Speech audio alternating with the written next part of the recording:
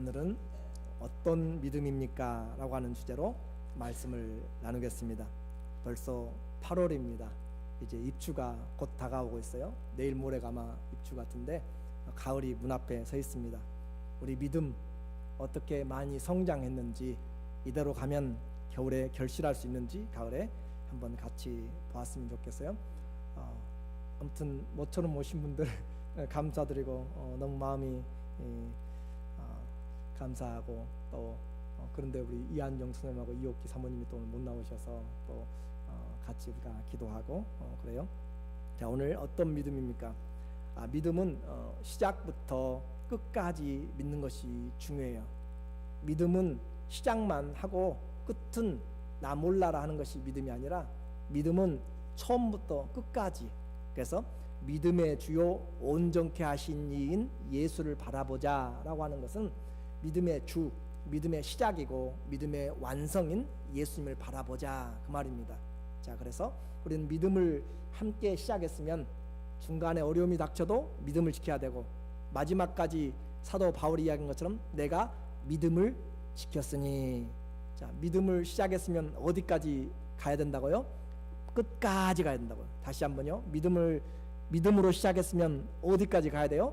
끝까지 가야 돼요. 끝까지, 정말로 끝까지 가야 돼요. 그러지 못하면 문제가 생기게 됩니다. 그러지 못하면 그 신앙이 어떻게 변할지 알 수가 없는 것이죠. 그래서 주님이 제자들에게 믿음을 좀 가르쳐 주기를 원했어요. 주님이 제자들에게 믿음을 가르쳐 주기 원한다. 오늘도 우리에게 지금 믿음을 가르쳐 주기 위해서 주님이 말씀을 주시는 거예요.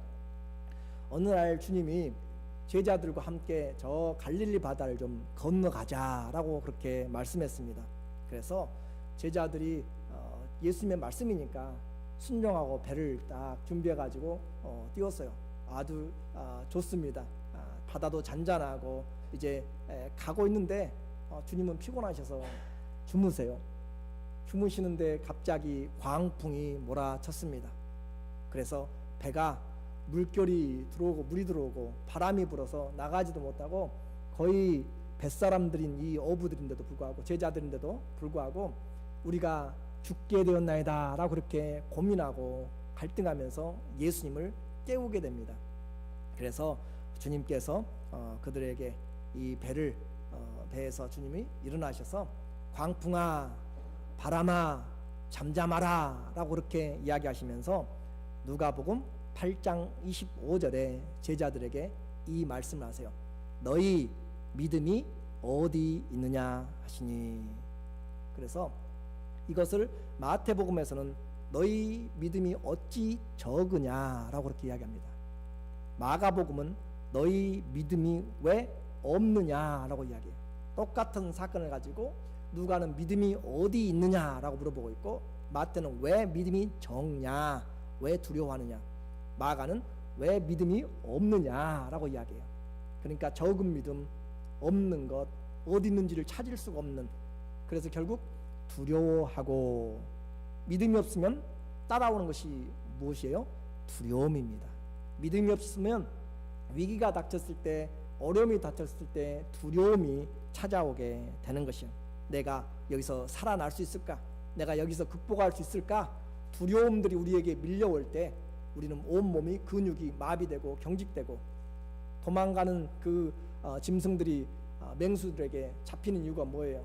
바로 내가 저 맹수에게 잡혀서 죽는다라고 하는 그 압박감이죠. 그런 것처럼 마치 경찰차가 뒤에 따라오면 내가 잘못 안 해도 벌써 위기의식을 느끼는 것처럼 그렇게 되어지는 것이죠. 두려움은 사단이 행하는 것입니다. 그래서 그들은 이제 주의 말씀을 순종하고, 그 배에는 누가 타고 계세요?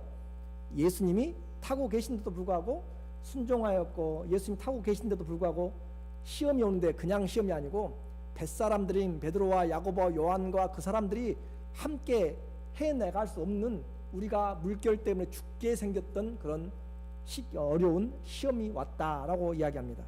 그러니까 내가 순종하는데 주님이 나와 함께 계신데 왜 어려움이 닥쳐요? 라고 그렇게 묻지 마시고 내게 믿음이 있느냐라고 여러분은 질문하셔야 돼요. 내 믿음이 얼마나 크냐, 내 믿음이 얼마나 큰가를 오늘 우리가 보아야 된다라고 하는 것이죠. 그래서 믿음은 환난이 와도 말씀과 함께 출발했으면 환난이 와도 믿음은 두려워하지 않고 끝까지 가는 줄로 믿고 가야 될 줄로 믿습니다. 누가 건너가자고 그랬어요? 누가? 예수님이 건너가자라고 했어요. 예수님이 건너가자고 했으면 가운데 바람이 불든지 배가 구멍이 났든지 무슨 일이 있든지 간에 건너가게 되는 것이 주님의 말씀입니다. 그래서 주님의 말씀을 붙잡고 시작했으면 믿음으로 끝까지 마치는 것.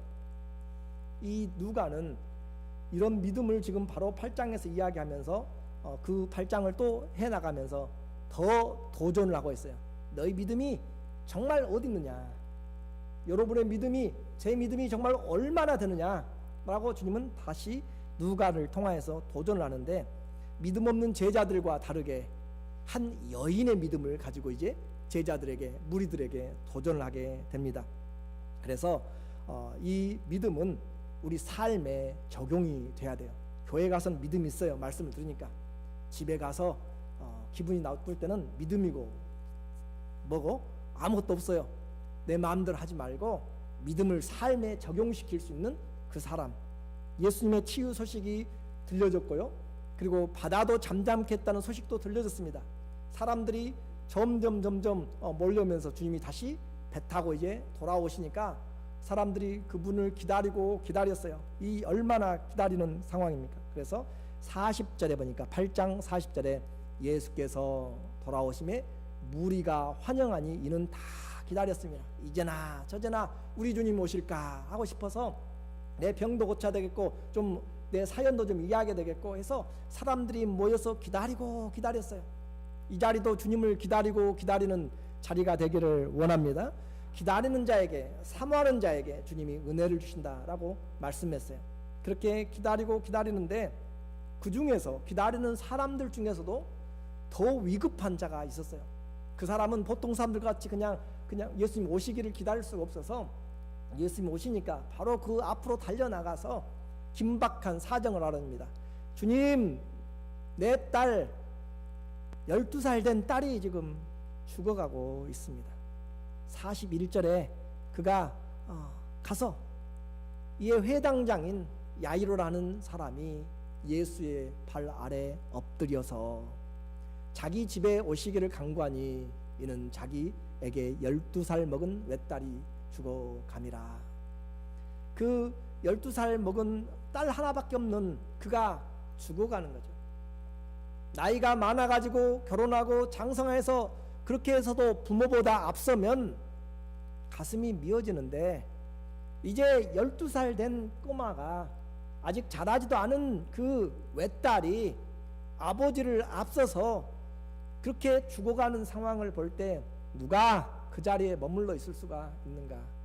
주님 앞에 나와서 엎드려서 주님, 이 긴박한 사정을 우리 주님께 아뢰습니다. 견딜 수 없는 부모의 고통이죠. 주님은 그 말씀을 듣고 고쳐주시려고 이제 가십니다. 예수께서 가실 때 무리가 둘러싸서 옹이하고 가고 있는 것이, 과연 죽어가는 이 딸을 살릴 수 있을 것인가? 사람들은 그렇게 신경을 쓰면서 그렇게 주님을 따라서 가고 있습니다. 이 이야기, 주님이 지금 12살 먹어 죽어가는 이 회당장의 딸을 살리러 가는 그 이야기 사이에, 그 이야기는 다시 50절에 나오게 돼요. 그 사이에 지금 또 하나의 스토리가, 이야기가 들어있습니다. 12년 동안 혈루병으로 피가 멈추지 않는 병이에요. 그 병으로 고생하는 여인의 이야기가 43절부터 48절까지 이렇게 긴 부분을 차지하고 있어요. 이야기 속에 또 하나의 이야기가 있습니다. 그러면서 이 여인의 믿음을 가지고 우리에게 또 도전을 지금 해주고 있는 것이죠. 12년 동안 피가 멈추지 않는, 그러니까 이 여인이 몇 세인지도 모르겠지만 어떤 여인입니다. 그리고 그가 피가 계속 흘러서 12년 정도 많은 사람들에게 찾아갔지만 멈추지 않았다. 혈루병은 지금으로 이야기하면 혈루병 또는 폐혈증 또는 종양 또는 백혈병으로 그렇게 알려집니다. 그러니까 어떤 것인지 정확하게 알지는 못하지만 우리가 그 혈루증을 지금은 이제 과학에서 의학에서 분리시켜 놓으면 바로 혈우증, 폐혈증, 종양 또는 백혈병으로 알려진 그런 내용이죠. 몸에서 불규칙적으로 피가 흐른다. 그것은 제대로 삶을 살아갈 수가 없죠. 또 유대인들에게 있어서 몸에서 피가 흐르는 것은 부정한 것으로 그렇게 되어 있습니다. 그래서 그 여인은 할 수 있는 대로 많은 자들을 찾아갔어요. 그렇게 찾아갔습니다. 레위기 15장 19절에 보면은 어떤 여인이 유출을 하되 그 유출이 피면 7일 동안 불결하니 무릇 그를 만지는 자는 저녁까지 부정하리라.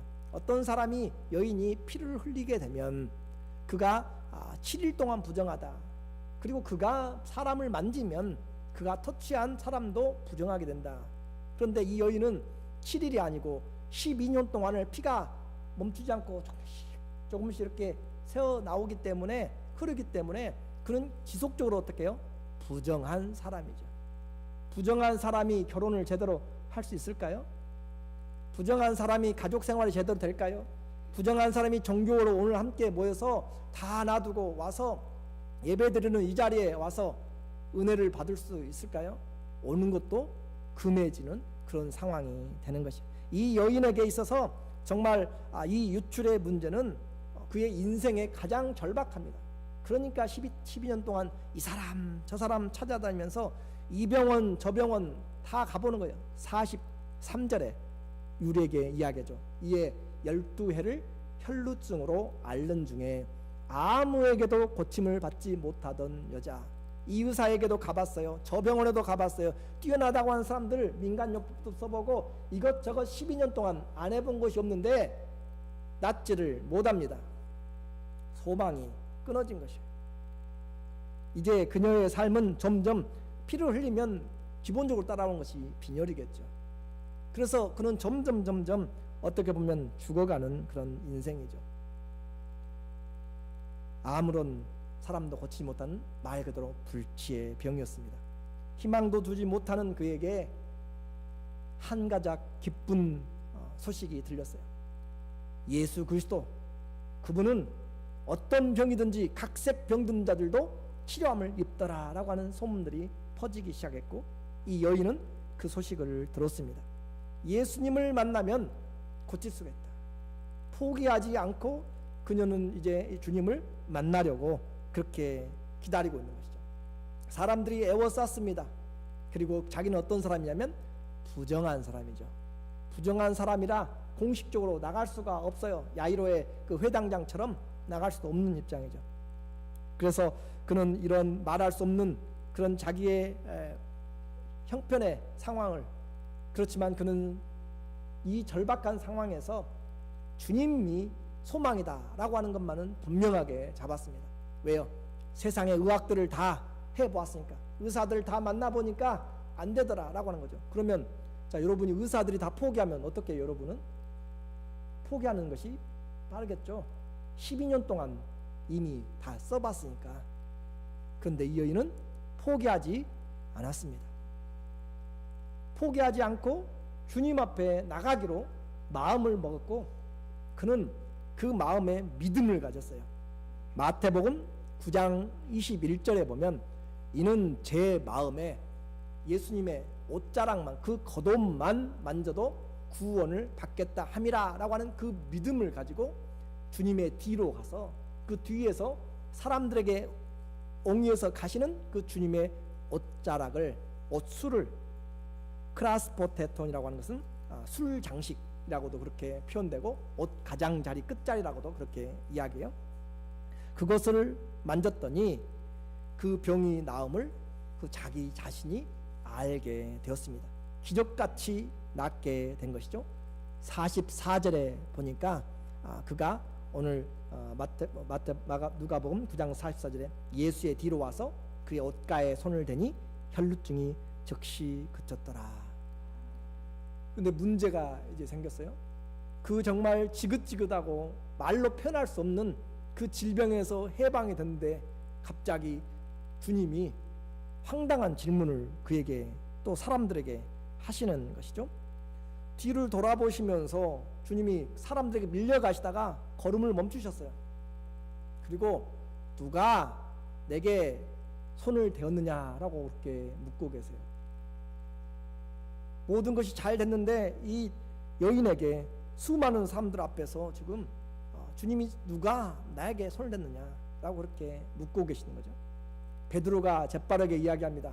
주님, 사람들이 지금 이렇게 우겨싸서 가고 있는데 그 옷을 누가 만졌는지 그걸 어떻게 합니까? 라고 그렇게 이야기하는 거죠.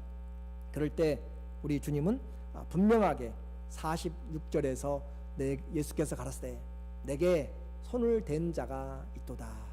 이는 내게서 능력이 빠져나간 줄 알미로다 하신대. 수많은 사람들이 앞에서 뒤에서 옹이하고 밀고 부딪히고 하는 가운데 주님을 다 만났을 것입니다. 부딪혔고 접촉했을 거예요. 이 사람 저 사람 옷자락도 스쳐가고 그랬을 것인데 주님은 주님의 능력은 그대로 있었어요. 그런데 한 여인 옷자락만 만져도 내가 낫겠다라고 하는 그 믿음을 가진 여인이 예수님의 옷자락을 잡았을 때 예수님 안에 있던 능력이 빠져나가는 것을 주님이 느꼈어요. 우리에게 믿음이 어떻게 역사하는지를 이야기합니다. 능력이 어떻게 찾아오는지를 우리에게 이야기해요. 예수님을 수많은 사람들이 부르고 만나고 선생님 하고 우겨싸고 지나가고 손을 잡고 악수도 하고 그렇게 할 수 있어요. 그런데 주님의 능력은 빠져나가지 않습니다. 오직 믿음으로 구하는 자, 정말 오직 믿음으로 주님을 찾고 찾는 자에게 주님의 능력이 그 믿음을 따라서 흘러가는 그런 역사가 있다라고 하는 거죠. 오늘 우리는 주님을 이제 어떻게 불러야 되는지, 어떻게 주님의 능력을 힘입는지 분명히 주님이 말씀을 해줍니다. 주님의 역사하는 길은 믿음의 길을 통하여서 되어집니다. 믿음의 능력이 우리에게 나타나려면, 우리에게 치유의 능력이 나타나려면 믿음이 있어야 된다라고 하는 것이죠. 주의 능력이 역사하는 길은 바로 믿음입니다. 이 사실을 감출 수가 없었던 이 여인은 이실직고를 하게 되는 것이죠. 그렇게 해서 여자가 스스로 숨기지 못할 줄 알고 떨며 나와 엎드려 그 손댄 연고와 곧 나은 것을 사람들 앞에 고하니, 그렇게 해서 그 여인이 이실직고하면서 주님에게 다 사실을 이야기합니다. 이제 그 사연을 듣고 나신 예수님은 아주 부드러운 음성으로 이야기하시죠. 딸아, 내 믿음이 너를 구원하였으니 평안히 가라. 그래서 그 여인은 평안하게 육체의 구원과 영혼의 구원까지도, 주의 축복까지도 함께 받게 되었습니다. 이 얼마나 아름다웠고 얼마나 복된 말씀인지 모르죠. 자, 이제 우리는 이 사실을 알아요. 주님은 이 사건을 그냥 묻어두고, 누가 만져서 치료함을 받았으니까 묻어두고 지나갈 수가 있는데 왜 주님이 이 여인의 부끄러운 그런 모습을 공개적으로 드러내고 있는가라고 하는 것이에요. 공개적으로 확대시켜가지고 왜 부끄럽게 만드는가. 여러분을 이야기하면서 제가 누구 좋은다고 이름 부르고 또 앞에서 이름 불러서 칭찬하고 하면은 칭찬이든지 뭐 꾸중이든지 좀 마음이 뜨끈뜨끈 하잖아요. 그런 것처럼 주님은 그 둘러싼 사람들에게 이 여인의 그 혈루병을 굳이 꺼내가지고 이야기를 하는가. 그것은 바로 주님이 두 가지의 이유가 있기 때문이라고 생각합니다. 하나는 제자들에게 믿음을 가르쳐주기 위한 것이죠. 수많은 사람들이 주님을 따르지만 누가 치료를 받는가? 누가 치료를 받는가? 주님을 찾는 자, 주님을 정말로 믿는 자, 주님이 내게 능력 주신 것을 믿고 내가 치료될 것을 믿는 자, 내 믿음대로 될지어다. 성경에는 내 믿음대로 되라는 말로 수많은 사람들이 와서 고침을 받습니다. 제자들은 믿음이 없었어요. 주님이 배에 함께 타고 계시고 건너가자고 이야기해도 그 광풍 때문에 포기하고 죽게 생겼습니다라고 두려워했는데, 이 여인은 의사들도 포기하고 다 포기하고 사람들에게 거절당하고 율법에서 부정하다고 했지만 포기하지 않고 주님을 향하여서 믿음을 가지고 옷자락만 잡아도 낫는다는 그런 믿음으로 갔다. 제자들에게 너희의 믿음이 어디 있느냐라고 지금 도전하고 있는 것이고, 또 하나는 이 여인이 과거부터 지금 12년 동안 혈루증으로 아프면 이 병원 저 병원 또 이 사람 저 사람 만났으면 다른 사람이 다 알아요. 대강은 소문을 들었을 것입니다. 그래서 주님은 이 여인을 공개적으로 치료되었음을 지금 선포함으로써 그 여인이 가정에도 회복되고 사회에도 회복되고 삶도 회복되도록 내 병에서 깨끗하게 치료되었음을 누가요? 세상의 주권자이신 치료자이신 구원자이신 예수님께서 그에게 축복함으로써 그가 이제는 정상적인 삶을 살아가도록 공개적으로 주님이 선포해 주시는 하나님의 은혜가 담겨 있다는 사실이죠. 그렇기 때문에 이제 주님은 이와 같은 여인에게는 안전함과 평안함과 회복의 그런 은혜를 주셔서 제자들에게는 믿음에 대한 도전을 주셔서 그들로 다시 행하도록 그렇게 하고 가고 있는 것입니다. 믿음은 바로 능력이 오는 길이라고 이야기했습니다. 우리가 뜻이 있는 곳에 길이 있다고 하는 것처럼 믿음이 있으면 능력이 흘러 들어오게 됩니다. 주님의 능력이 이제 들어왔는데 그 주의 능력이 문제가 아니라 오늘 우리의 믿음이 문제란 말이죠. 주님의 능력은 항상 동일합니다. 창조주 때나 지금이나 주님의 능력은 변함이 없어요. 창조의 능력입니다. 그런데 불구하고 우리에게 믿음이 있느냐 없느냐, 그것이 주의 능력을 덧입고 못 입고의 차이점입니다. 많은 사람이 주님을 만졌지만 그러한 믿음, 이만한 믿음, 옷자락만 만져도 낫겠다고 하는 믿음을 가진 자들은 그렇게 없었습니다. 믿음은 갈 길을 바쁜 그 예수님의 일행을, 또 주님의 발걸음을 멈추게 만들었죠. 그 여인은 예수님에 대해서 들었습니다. 그리고 내적으로 부정한 자예요. 그리고 외적으로 사람들이 둘러싸여서 도무지 들어갈 수가 없는 그런 상황입니다. 앞뒤로 힘든 상황에도 그것을 환경을 극복하고 주님을 찾겠다는 것들로 나가서 만진 거죠. 오늘 우리의 믿음은 쉽게 오지 않습니다. 당연히 반대가 찾아오고 시련이 다가와도 주의 말씀을 들으면 그 믿음으로 끝까지 승리하기를 주의 이름으로 축원합니다. 주님의 말씀을 처음 믿음으로 시작했으면 어디까지 가야 된다고요? 끝까지 가야 된다. 끝까지. 예수님이 이제 이 말씀을 마치고 그를 치료하였는데 그때 또 다른 소식이 들려집니다. 회당장의 집에 가까이 갔을 때 암담한 소식이 들려지는 것이죠. 49절에 보니까 아직 말씀하실 때 회당장의 집에서 사람이 와서 말하되 당신의 딸이 죽었나이다. 이 선생을 더 괴롭게 하지 마소서 하거늘. 사건 잘 처리해가지고 여인이 이제 구원받고 모두가 좋은데 정말로 본 이야기, 야이로의 12살 먹은 이 딸 아이는 죽음으로 그렇게 변해버린 것이죠. 12살 아이가 유명을 달리했습니다. 그 중에는 수많은 나이 든 사람도 있을 것이에요. 죽음은요, 아시는 것처럼 남자도 여자도요, 노인도 젊은이들도 어린아이도 가리지 않습니다. 순서가 없이 찾아오는 그 죽음 앞에서 이 아이는 유명을 달리했어요. 모두가 절망하고 있을 때 주님의 말씀이 들려집니다. 50절에 보니까 주님이 우리에게 예수께서 들으시고 하라사대 두려워 말고 믿기만 하라. 그리하면 딸이 구원을 얻으리라.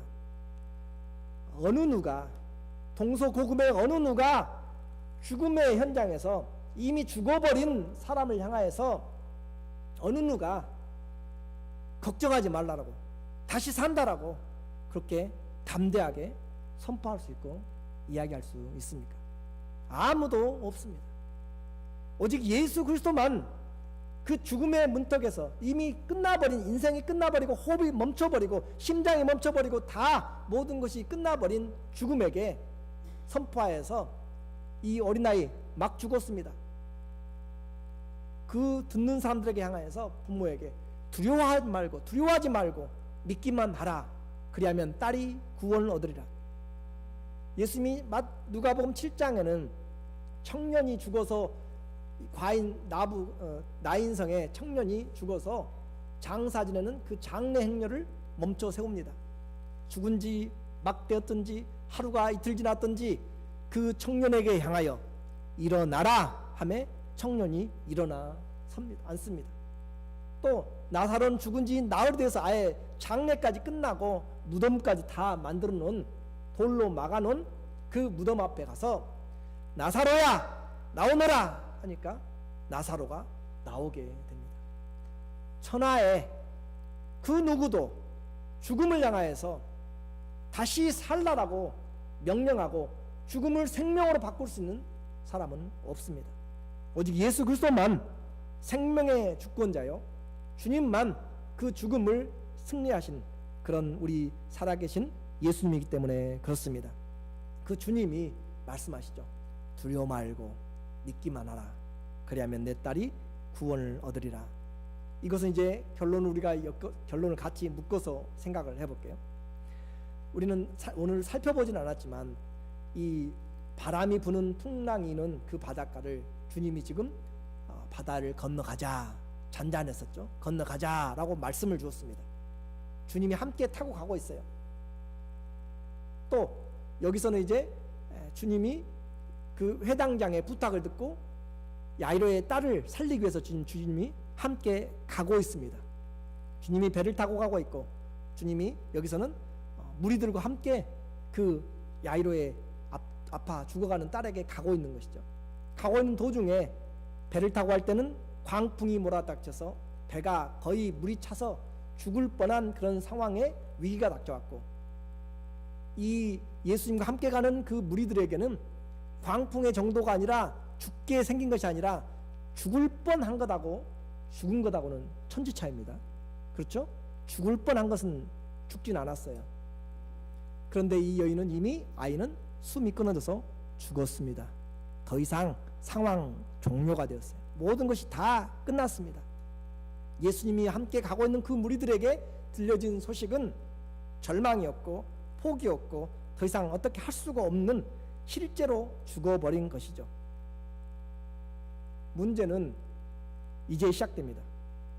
주님이 이 말씀을 지금 하시고 가고 계신 것이고, 이 사건을 지금 누가 맡고 계세요? 이 사건을 지금 누가 맡아서 가고 있다고요? 예수님이 가고 계신 거예요.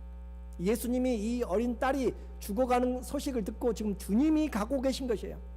다시 말하면 주님에게 기도의 제목이 주님의 손에 올려져 있다는 것이에요. 그 여인의 아이가 죽어가는 그 요청했던 기도 제목이 주님의 손에 여전히 들려 있다는 것이고, 주님은 그 일을 위해서 지금 가고 있다라고 하는 거죠. 그러면 이제 생각해봐요. 상황이 종료된 것하고 예수님의 믿음하고 어떻게 우리는 생각할 것인가? 상황이 이미 끝나서 죽어버린 그 12살 꼬마하고 예수님의 믿음하고 어떻게 관계가 될 것인가? 주님은 죽어있는 어린 소녀에게 가셔서 죽음을 맞대하셨습니다. 이 부모와 제자들에게는 두려워하지 말라라고 이야기하고 가서 요한과 야고보와 베드로를 데리고 그 부모만 데리고 가서 죽어있는 어린아이를 대하여 섰어요. 그리고 주님이 말씀합니다. 아이야 일어나라. 54절에 주님이 그 어린아이에게 이야기합니다. 예수께서 아이의 손을 불러 가라사대 아이야 일어나라 하시니 그 영이 돌아와 아이가 곧 일어나거늘. 그 영이 뉴마죠. Her spirit came back 했다는 거죠. 그의 스피릿이 다시 돌아왔습니다. 그의 영이 다시 돌아와서 살아났다라고 그렇게 이야기를 하고 있습니다. 오늘 이것이 주님의 믿음입니다. 주님은 죽었어도 하나님이 자기의 기도를 들어주실 걸로 믿었습니다. 하나님이 한 번도 자기의 기도를 거절하지 않는 것을 항상 주님은 감사했습니다. 그래서 주님은 항상 하나님에 대한 신뢰를 가지고 있었다라고 하는 거죠. 그래서 55절에 그 영이 돌아와 아이가 곧 일어나거늘. 주의 믿음은 죽은 자가 다시 살아나게 되는 거죠. 예수님이 곧 부활이요 예수님이 곧 생명임을 다시 우리에게 말해줍니다. 믿음 안에 구원이 있습니다. 믿음 안에 능력이 있습니다. 죽음도 주님에게는 잠과 같습니다. 잠자는 자 가서 깨우는 것 아무 일 아니죠. 가서 흔들어서 안 깨우면 물 부수면 되는 것이고, 거기서 꽹가리치며 일어나는 것이고, 잠자는 것, 깨우는 것 아무것도 아닌 것처럼 우리 주님에게는, 생명의 주님에게는 죽음이 아무것도 아닙니다. 이제 믿음은 주님이 시작하셨으면 반드시 이루신다는 사실을 기억하십시오. 바다 저편에서 건너가자 말씀하신 대로 광풍을 잠잠케 하시고 목적지에 도착하셨듯이 주님이 맡으신 사건, 회당장의 그 12살 된 죽어가는 위급한 청원에 대해서 이미 상황이 종료되었어도 주님은 놓지 않으셨고, 두려워 말고 믿기만 하라, 그리하면 내 딸이 구원을 얻으리라. 예수님은 하나님을 끝까지 신뢰하였고 결코 의심하지 않았습니다. 주님의 손에 올려져 있으면 우리의 믿음은 언제나 어떤 위기가 닥쳐와도 흔들리거나 두려워해서는 안 됩니다. 주님이 반드시 해결할 것이기 때문에 그렇습니다. 믿음은 바로 주의 말씀은 천지는 없어질지라도 내 말은 1.1핵도 떨어지지 않고 반드시 이룬다고 말씀하신 바로 그 능력의 주님이십니다. 우리가 할 일은 이제 주님께 우리 일을 정확하게 아뢰는 것이에요. 우리의 형편을 믿음을 가지고 아뢰는 것이고, 주님이 하시도록 그렇게 은혜의 보좌 앞에서 기도하는 것입니다. 그리고 주님이 이제 하신 말씀이 있으면, 주의 말씀을 들으면 우리는 어떤 광풍이 와도, 어린아이가 죽은 것처럼 사건이 어려워지고 끝나도 우리는 이 믿음을 가지고 나가야 되죠. 이 믿음으로만 주님을 기쁘시게 할 수 있습니다. 믿음이 없으면 주님을 기쁘시게 할 수 없나니 그가 계신 것과 자기를 찾는 자에게 상 주신이심을 믿어야 됩니다. 주님이 말씀하시니 없던 고기가 밤낮으로 수고했지만 없던 고기가 잡힙니다. 주님이 가라 하시니까 그 광풍도 또 모든 것들도 다 극복하고 도착하게 됩니다. 주님이 멈추라 하시니까 광풍도 멈추고, 주님이 갈라지라 하니까 홍해도 갈라지고, 주님이 나오라 하니까 죽음에서 생명이 나오게 되는 거죠. 세상을 이기는 것은 다른 것이 아닙니다. 오직 믿음으로만 이기게 됩니다. 요한일서 5장 4절에 한번 읽어볼까요? 대저 하나님께로서 난 자마다 세상을 이기느니라. 세상을 이김은 이것이니 우리의 믿음이니라. 세상을 이길 수 있는 것은 무엇이라고 말씀했어요? 우리의 믿음입니다. 세상 금으로, 돈으로, 지혜로, 건강으로, 그 어떤 백으로 이길 수 있는 것이 아니고 믿음으로 이길 수 있습니다. 주님이 말씀하셨으면, 믿음으로 시작했으면 끝까지 지키십시오. 어려움이 닥쳐도 두려워하지 말고 나는 믿음을 지키리라, 나는 주의 길을 가리라, 나는 끝까지 주님을 붙잡으리라, 나는 주님에게 소망을 두리라, 그렇게 믿는 자에게 내 믿음대로 될 줄로 믿습니다. 아멘. 기도하겠습니다. 하나님 아버지, 믿음은